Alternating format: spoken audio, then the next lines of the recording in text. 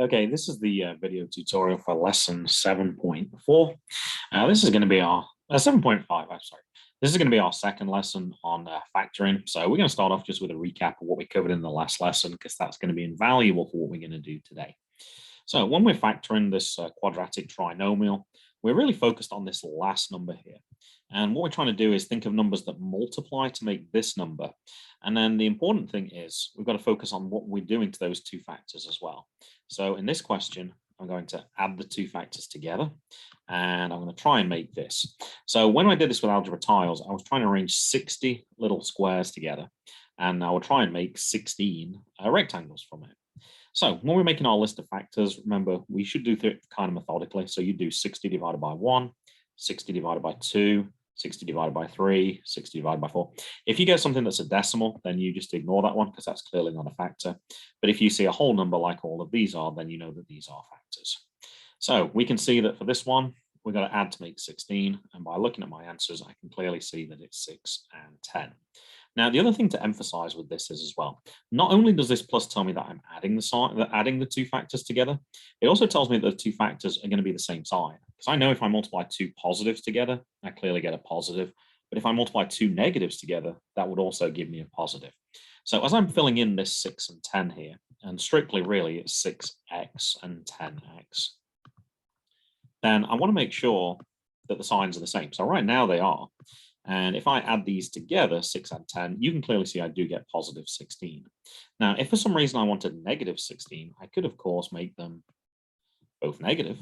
Negative 6 add negative 10 would give me negative 16. And also when I multiply negative 6 and negative 10, I would get positive 60 as well.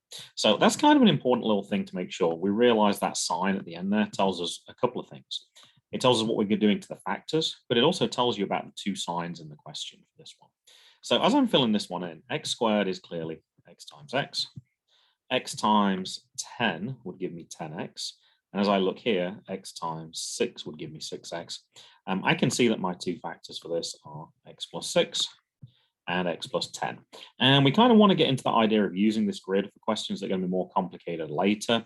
Very tempting just to see the 6 and 10 and just want to write down x plus 6, x plus 10. We need to try and get out of that habit for later questions. And there you can see the grid filled in more completely. Now you can see the factors listed as well. So on the next one, I got to find numbers that multiply to 60, and then I'm going to add them together. And this time I'm going to try and get negative 23. So not only do I know I'm adding the numbers, I know the sign's going to be the same, but as I'm going to try and get a negative number this time, I'm going to want to fill in two negatives here as well to make sure I get that negative 23. So as I add them together, you can check all the possibilities. 3 and 20 give me 23. So I know for this question then it's going to be negative 20 and negative 3. Doesn't matter which way around we fill these in. As we complete our grid, x and x is the easy part. X times negative 3 is negative 3x, and x times negative 20 is negative 20x. Then we can see our two answers, x minus 3 and x minus 20. This time, we've got a negative at the end. So we don't say negative 60. We still say factors that make 60 to begin with. Go through that list, but this time I want to subtract to make 11. So 15 take away 4 is clearly 11, so I know that that's good for this question. Now, like the other one, not only does that negative at the end tell you one thing, it tells you a second thing. So on the pluses, it told you that the signs were going to be the same. So with this being a negative, it tells you the exact opposite of that. They're not going to be the same. Therefore, that tells us that one's going to be positive and one's going to be negative. So as I'm trying to get positive 11, which is what I got here, these are actually your two numbers, positive 15 and negative 4. And then as we fill those in, you can see that indeed here, I do get 11x when I add these together, and I have my x squared, and I have my, whoops, that's supposed to say negative 60 there. And then you can figure out those two factors right at the end. If we did try and get negative 11, then 15 minus 4 is 11. Clearly, I don't want that. I want the reverse. So instead of doing 15 take away 4, you would do 4 take away 15, and that would give you that negative 11 that you're looking for.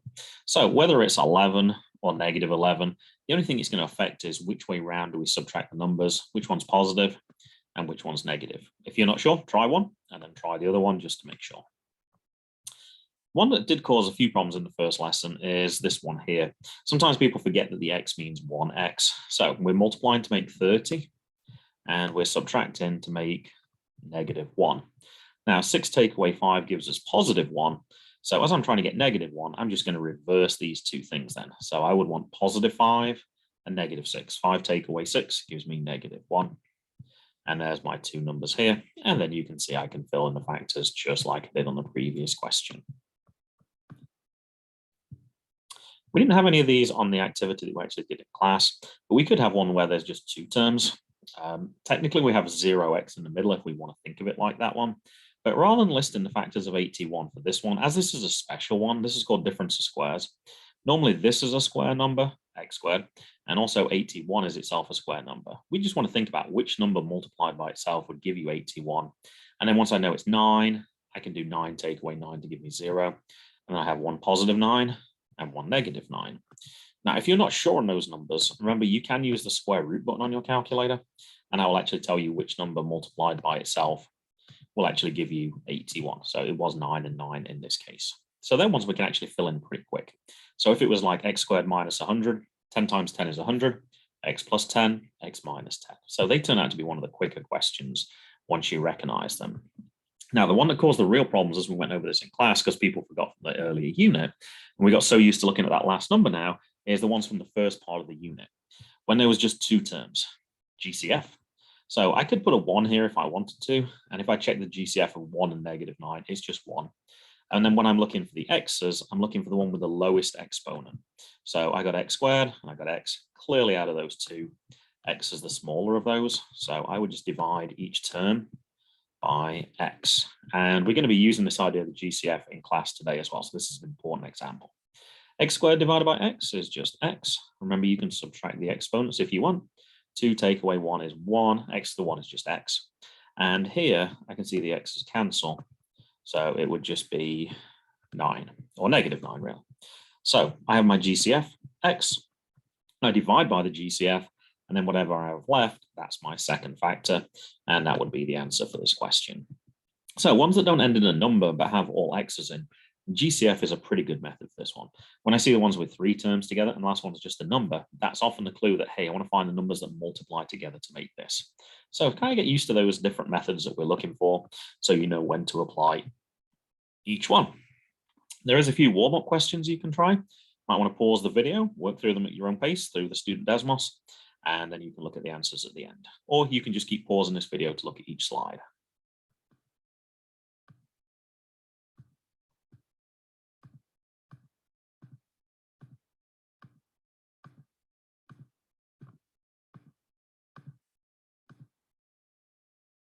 And there were the answers for those questions if you wanted to try those. The signs were particularly important on these. A lot of people for question 2 ended up with 6 and 4 because 6 add 4 makes 10.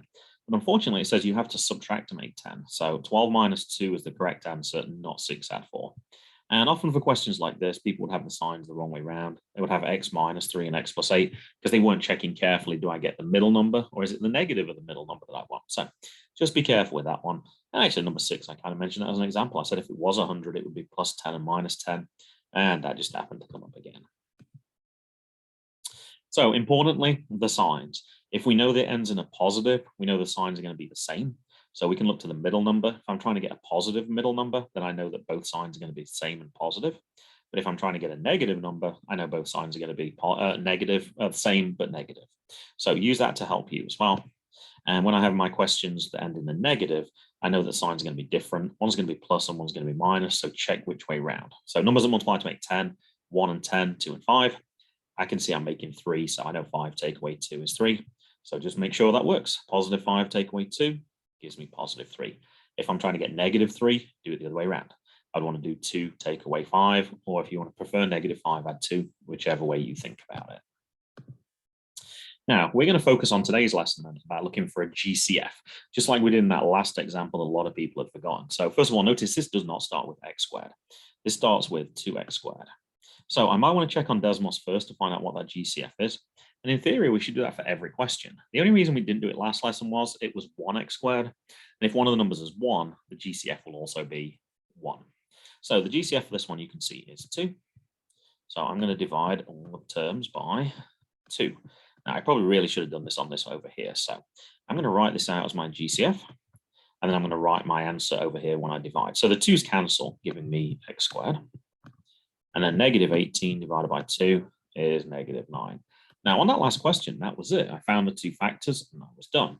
Now, the difference is, though, this is a question just like we were doing last lesson.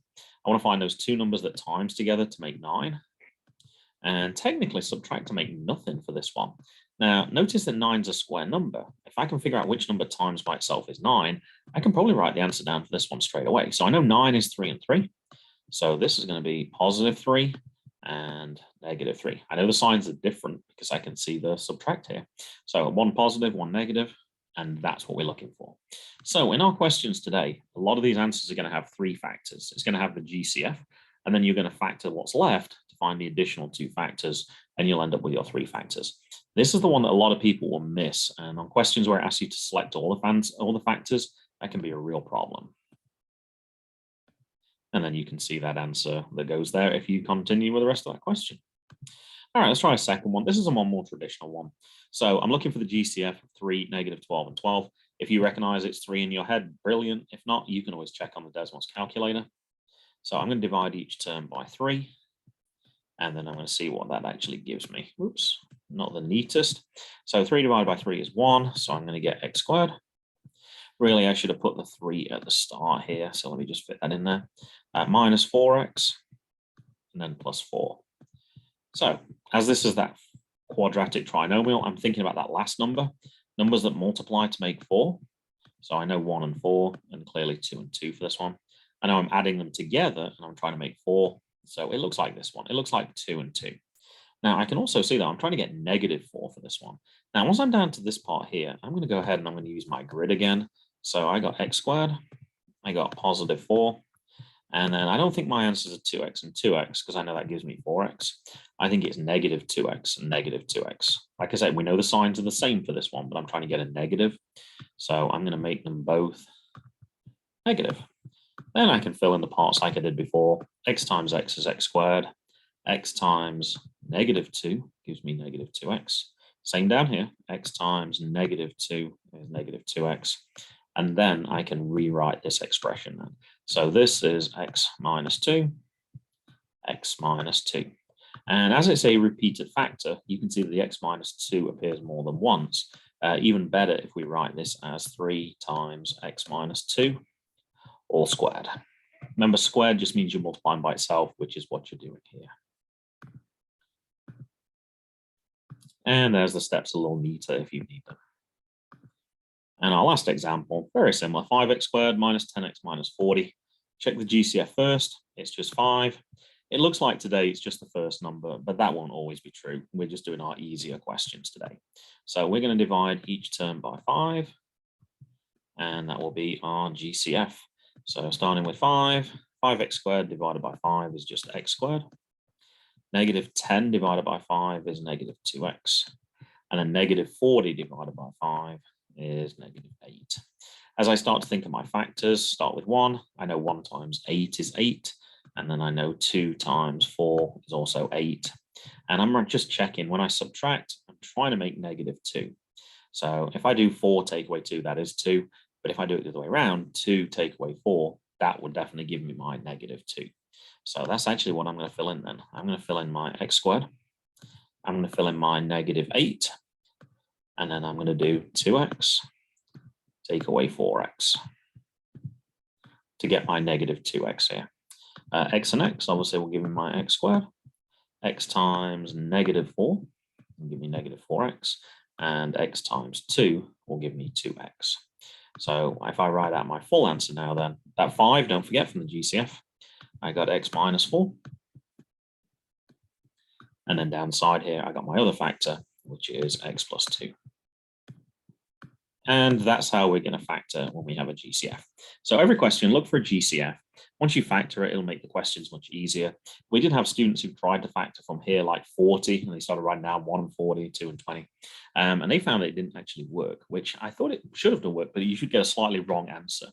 So by dividing by 5, notice how this number gets much smaller anyway. So always a good practice, if you can, factor out a GCF to make your questions a little easier. And I think that's just the summary again one last time. And that was it for this lesson.